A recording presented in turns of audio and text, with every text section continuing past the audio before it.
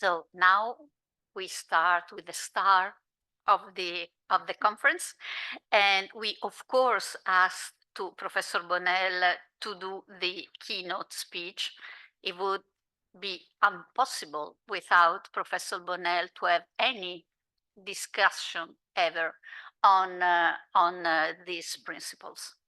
But I think it's also fair that any kind of introduction of Professor Bonell, which is, I mean, which you all know, but which needs to be done anyway, is done by Anna, because for Anna, it's not only being part of UNIDROIT, but also being an alumna of Joachim. So I think it is best that any word is directly said by Anna.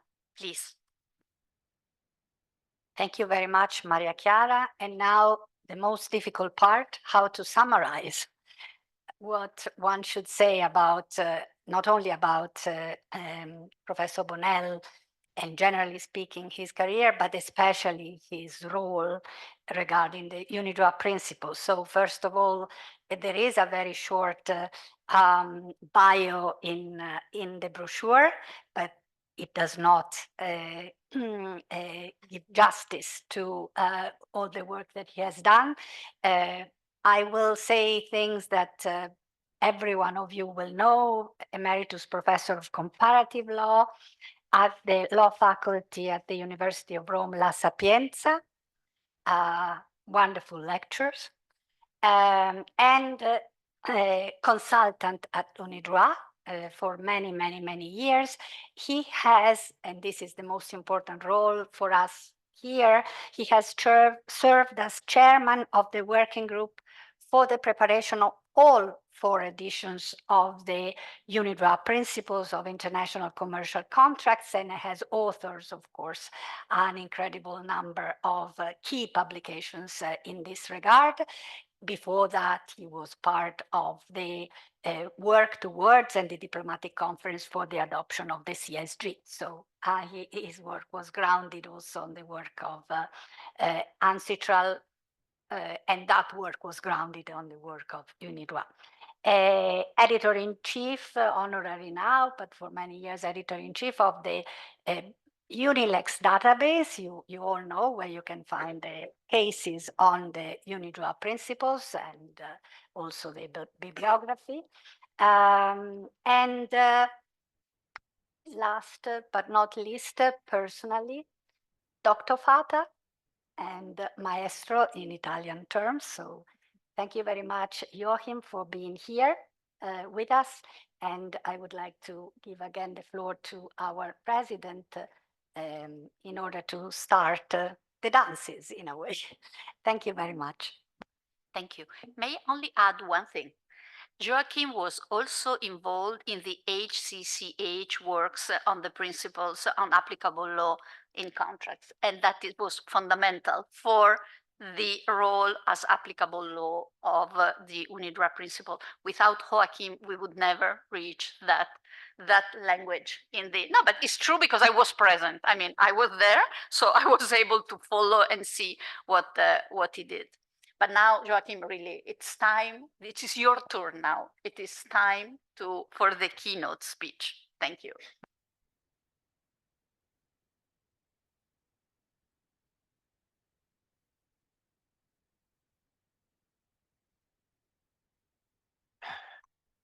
Mr. President,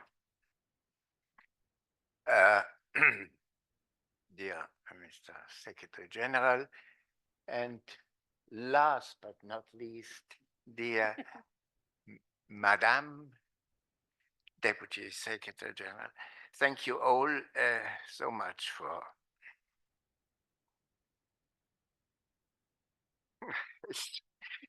I'm getting old for your so kind words, which of course need not to add, were with no exception all tremendously exaggerated. But in this respect, I may recall a bon mot, I think, almost of all of us, great friend, late Professor Landor, who used to say in similar circumstances, yes, of course, the remarks I've been listening to were all exaggerated. Thank you so much, etc. But on the other hand, believe me, it's always very nice to hear them. So the same I would repeat here and now. Mr. President, dear colleagues and friends, it is indeed a great honor for me to be invited to speak here today at the celebratory conference for the first 30 years of the UNIDROIT principles. By the way, I hope you will not mind if I prefer to call them just UNIDROIT principles and leave the acronym UPICC to those. Yeah, so I will divide my presentation in 3 parts. After recalling the most relevant events concerning the UNIDROIT principles as such over the last decade, I will focus on the use of the principles in the international contract and dispute resolution practice, and then conclude with some suggestions as to how to improve the collection of the decisions, referring in one way or the other to the principles, so as to further promote their application in practice. First, the development of the UNIDROIT principles as such over the last 10 years. Well, the most important novelty has already been pointed out by, among others, Professor Tirado. Most important novelty was certainly the adoption of the 2016 edition of the principles. This edition, the fourth, is not intended to revise, so to say, the previous editions. Its main objective, as already recalled by previous speakers, is to take especially into account the characteristics and special needs of long-term contracts. To this end, the black letter rules of the 2010 edition have been altered only marginally. Merely 6 of them have been amended, while most of the innovations were made with respect to the comments, altogether 25, which are listed in the introduction of the new edition. These new comments, regarded as the other ones as an integral part of the principles, are no longer limited to explain the single provisions, but also contain pertinent standard clauses taken from the actual contract practice of long-term contracts, which the parties may wish to include in their contract.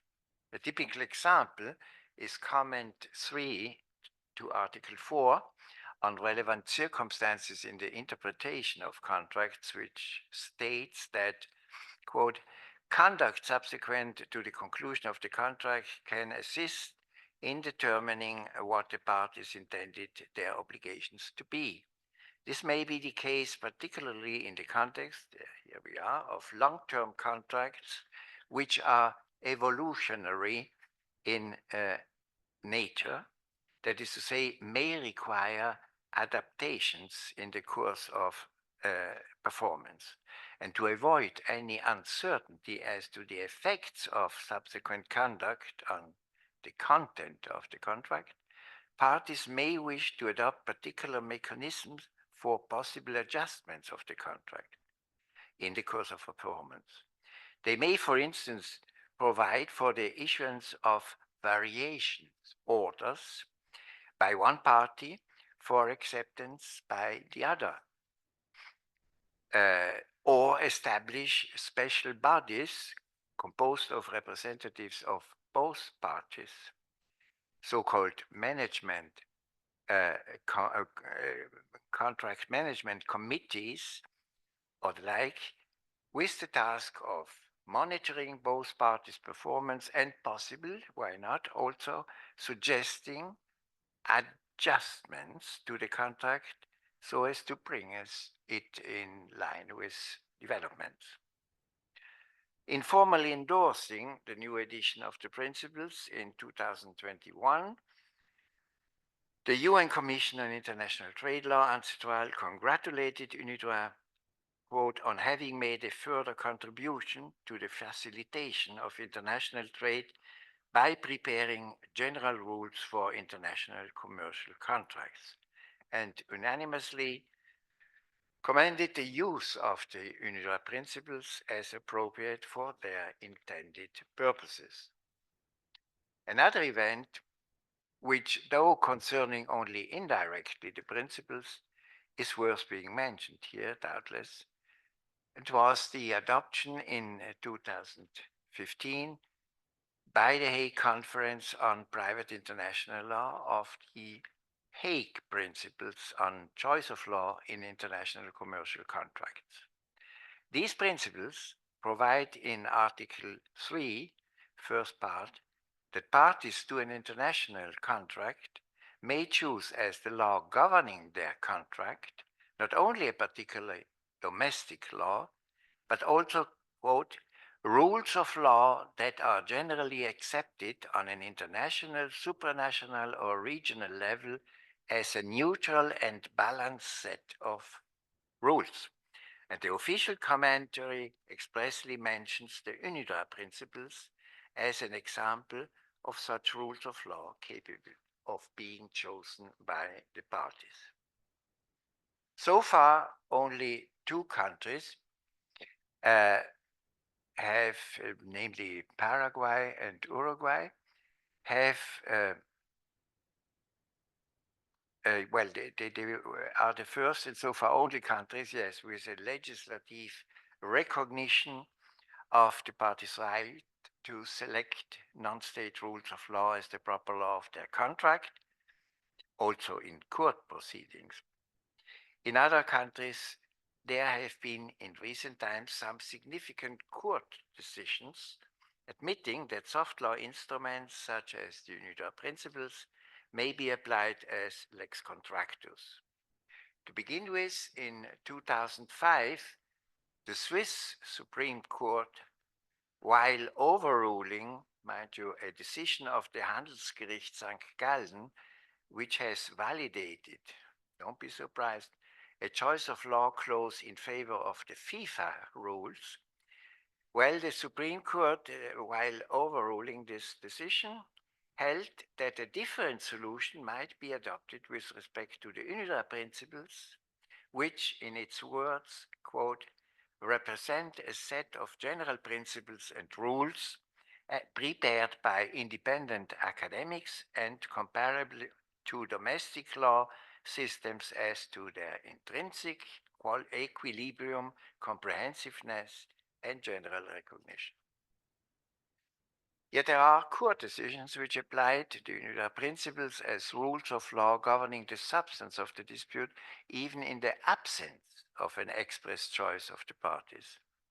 This is the case of the decisions of the Belgian Cour de Cassation of 2009 and of the French Cour de Cassation of 2015, both of which applied with respect to international sales contracts, side by side with the CISG, also the UNIDROIT principles, defining them Code of International Contracts containing general principles governing the law of international commerce.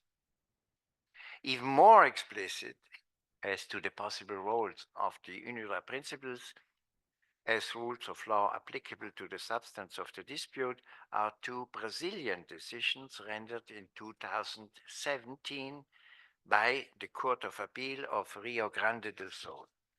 First case concerned a contract between a Danish multinational company and a Brazilian company for the delivery of goods in Hong Kong.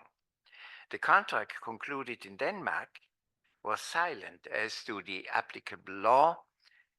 In its decision, the court noted that according to the current Brazilian private international law, the law of the place of the conclusion of the contract would be the applicable law. However, the court held that whenever, as in the case at hand, the contract was pluri-connected, the traditional lex loci celebrationis rule should be disregarded in favor of a more flexible approach and decided to apply the CISG, which at the time was not yet entered into force, and the UNIDROIT principles as expression of the new lex mercatoria. The second case concerned a sales of contract between a Venezuelan company and a Brazilian company with the price expressed in US dollars, since the Venezuelan exchange regulations only permitted the payment in US dollars after the goods had been delivered at the place of destination in Venezuela. The buyer anticipated the price to the seller through a US bank in order to make the sale possible, and then paid a second time after the arrival of the goods in Venezuela. When the seller refused restitution of the first payment, alleging its illegality because it was made in violation of the Venezuelan exchange regulations, the buyer filed a legal action, and the court, in determining the law governing the substance of the dispute, again decided to disregard as connecting factor the place of conclusion of the contract, and in application of the most significant relationship rules, based its decision on the CISG, and with respect to matters outside the scope of the convention, as was clearly the case of the alleged illegality of the first payment and the claim of restitution, to base its decision on these issues on the UNIDROIT principles. Turning now to the second part of my speech, concerning, as announced at the beginning, the actual use of the UNIDROIT principles in international contract and dispute resolution practice. There are obviously no precise data available, and the only sufficiently representative, though necessarily incomplete, source of information are court decisions and arbitral awards rendered worldwide, referring in one way or the other to the UNIDROIT principles. The most comprehensive collection of such decisions is Unilex, a freely accessible database of international case law and bibliography on the UNIDROIT principles and the CISG, set up in the mid-90s by a team of young research fellows of the University of Rome I, which I had the pleasure to coordinate, and whose editors-in-chief are now my colleagues Eleonora Finazzi-Agro and Roberta Pelleggi, who are present here today and deserve our greatest appreciation for the excellent work they are accomplishing in this capacity.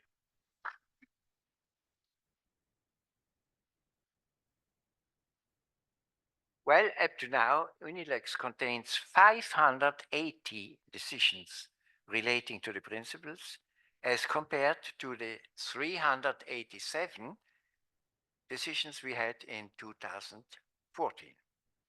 In 32 of the reported cases, the UNIDROIT principles were expressly chosen by the parties either in their contract or, more often, after the commencement of the arbitral proceedings, sometimes at the suggestion of the arbitral tribunal itself.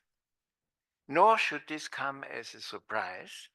Indeed, once a dispute has arisen, the parties know what the issues at stake are and are therefore in a better position to appreciate the advantages of choosing the principles or single provisions thereof as the rules of law applicable to the merits of their dispute in lieu of a particular domestic law.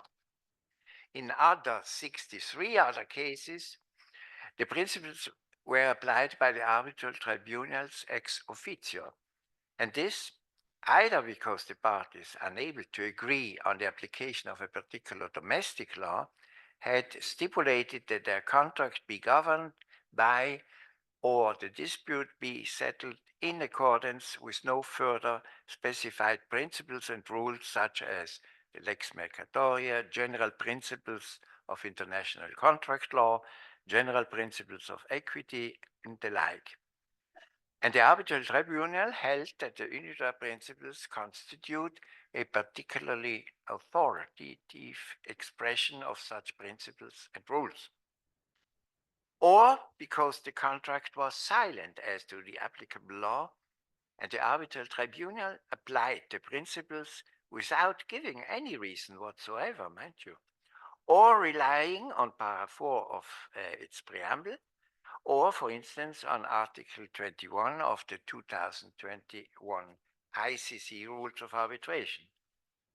Or finally, because the choice of law clause, referring, for instance, to international law, Anglo-Saxon principles of law, European law, I can imagine the lawyers assisting parties saying, believe me, this is very smart, very sexy. But the arbitral tribunal, fortunately enough, found that these clauses manifestly incomplete or invalid. And so they resorted to the UNIDROIT principles instead. In the remaining decisions reported in Unilex, including, by the way, not only arbitral awards, but also court decisions, quite a number, the UNIDROIT principles were used as a means of interpreting and or supplementing the domestic law or the international uniform law governing the contract. Admittedly, quite often, the reference to the UNIDROIT principles had no direct impact on the decision of the merits of the dispute at hand, and individual provisions of the principles were cited essentially to demonstrate that the solution provided by the applicable domestic law was in conformity with current internationally accepted standards and rules, a fact that is quite often important, very important, in order to induce the losing party to accept the adverse verdict. Yet in a number of cases, the court and arbitral tribunals resorted to the UNIDROIT principles in support of the adoption of one of several possible solutions under the applicable domestic law, or in order to fill a veritable gap in the latter. And there are even decisions, including decisions of domestic courts of second and last instance, referring to the principles as a source of inspiration for openly revisiting the current law of their country. Thus, for instance, courts in Australia, and though to a less extent courts in England and New Zealand, have on a number of occasions referred to the principles as a source of inspiration in their attempt to affirm also at domestic level the relevance of good faith in contract formation and contract performance, or to admit recourse to extrinsic evidence for the interpretation of written contracts. More recently, precisely in 2016, the Court of Appeal of Quebec, in a case of alleged hardship due to a considerable price increase in the oil market, after recalling that the doctrine of hardship or imprévision was traditionally not accepted in Canada, quoted Articles 621, 622, and 623 of the UNIDROIT principles, pointing out that they, quote, represent a synthesis of comparative law on the subject that might enlighten the court on a suitable orientation of the case law in a civil law system like that of Quebec. All in all, considering that the UNIDROIT principles are a non-binding instrument and apply only if agreed upon by the parties or referred to by courts or arbitral tribunals because of their persuasive value, I think it is no exaggeration to speak of them as a veritable success story. Even the few critical views expressed do in general not question their intrinsic qualities, but rather argue about their allegedly limited material and or territorial scope of application. In particular, it is asserted that the UNIDROIT principles apply mainly, if not exclusively, to sales contracts, and therefore ultimately represent little more than a duplicate of the CISG. That the principles are referred to by contracting parties, court and or arbitral tribunals only sporadically and in restricted geographical areas, while they are virtually unknown in the rest of the world. Finally, that the use of the principles as a means of interpreting and supplementing the lex contractus is limited to cases where the law governing the contract is the law of less developed legal systems, while such use is almost irrelevant in cases where the governing law is that of a highly developed system. Well, the new search functions by type of contract involved, by nationality of the parties involved, and by domestic law involved that we have recently introduced in our database Unilex show at a glance that these assertions are manifestly unfounded.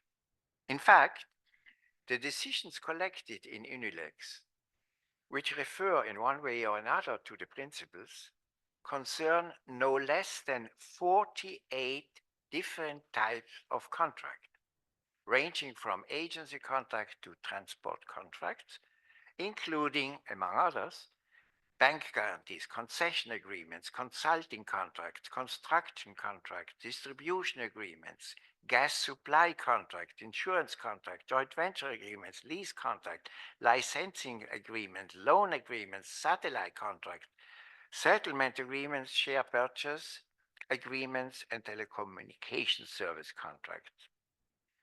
Admittedly, 1/3 of the decisions relate to sales contracts, but more significantly, I would say, the total number of decisions relating to long-term contracts is even higher. As to the nationality of the parties to the dispute, individuals or companies from 92 states of all 5 continents were involved, ranging from Algeria to the West Indies, and including countries, just to indicate those most often involved, such as Argentina, Australia, Austria, Belgium, Belarus, Brazil, Canada, China, France, Germany, India, Iran, Italy, Japan, Lithuania, Mexico, New Zealand, the Netherlands, Paraguay, Poland, Russia, Spain, Sweden, Switzerland, even Switzerland, Turkey, and now comes the United Kingdom, mind you, and last but not least, United States of America.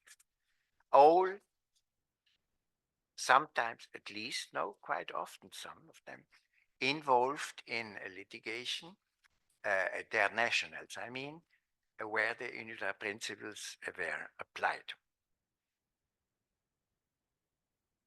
In addition, in a few cases, also international organizations such as the United Nations as such, or one of its agencies, such as the Food and Agricultural Organization, FAO, were involved.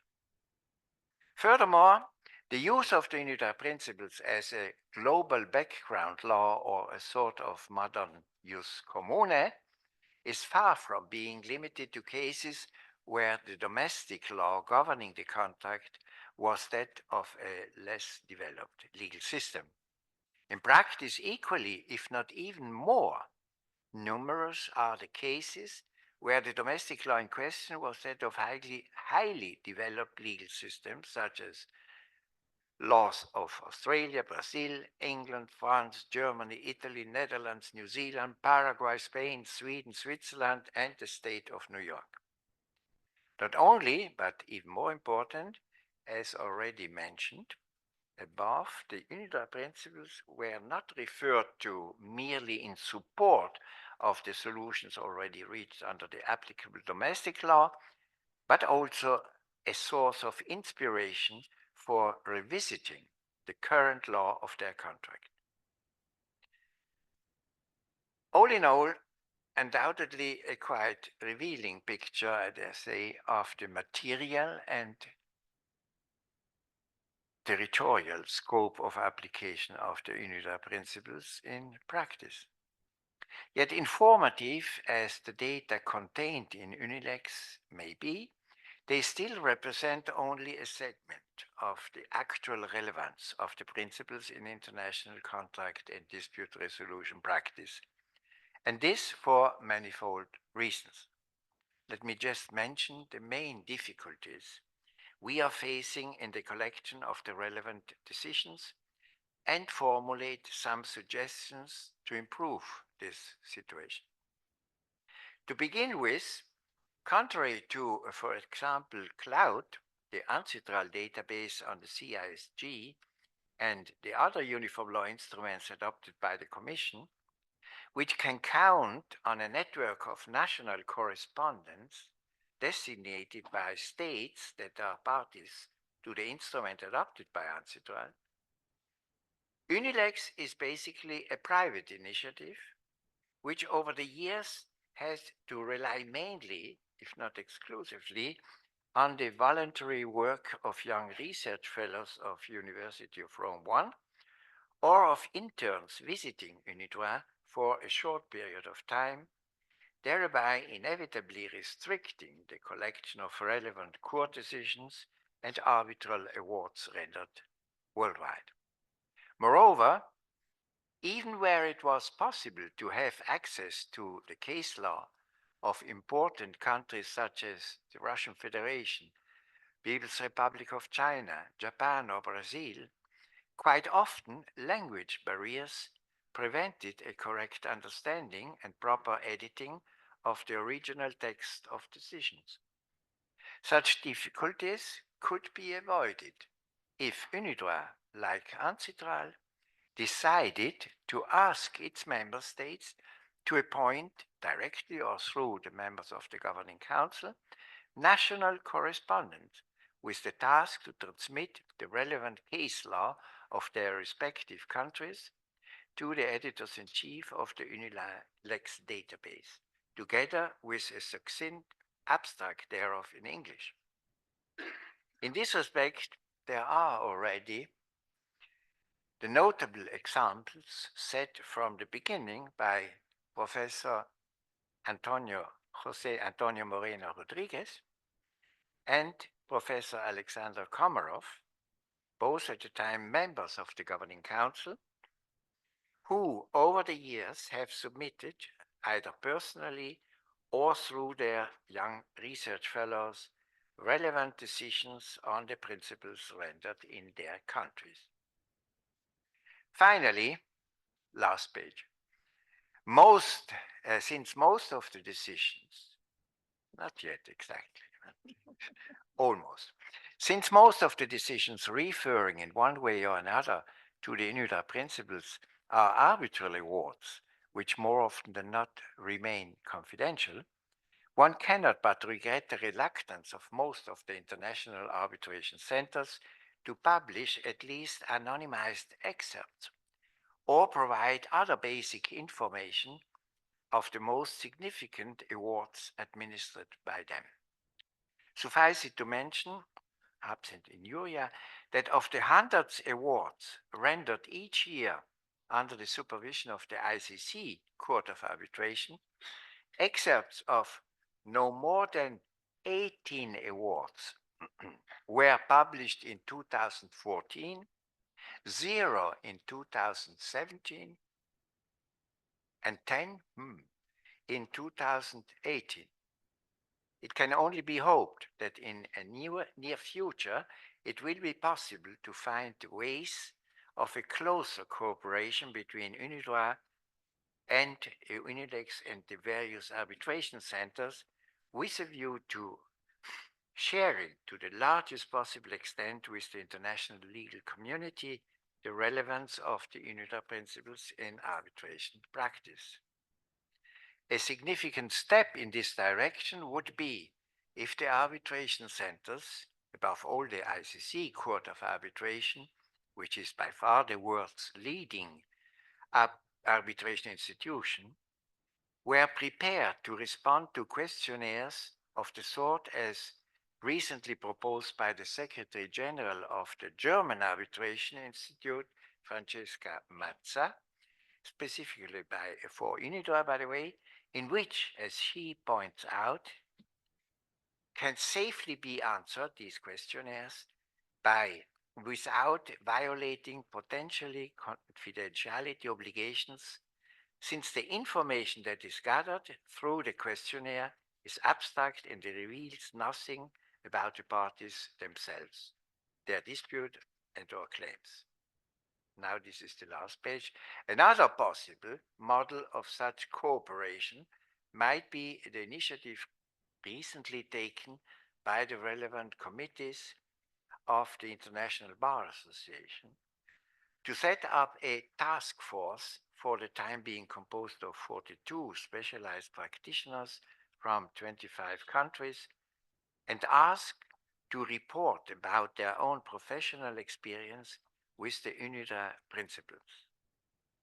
The members of this group, coordinated by William Kyle Cohen, have provided in their respective national reports quite a number of summaries of decisions relating to the UNIDROIT principles. Yet despite their efforts, most of the submitted decisions were already contained in Unilex, so that at the end their input was rather limited. Maybe the experiment can be repeated and hopefully produce better results. Now I see my time has definitely run out, and so I finish here my presentation and thank you all for your kind attention.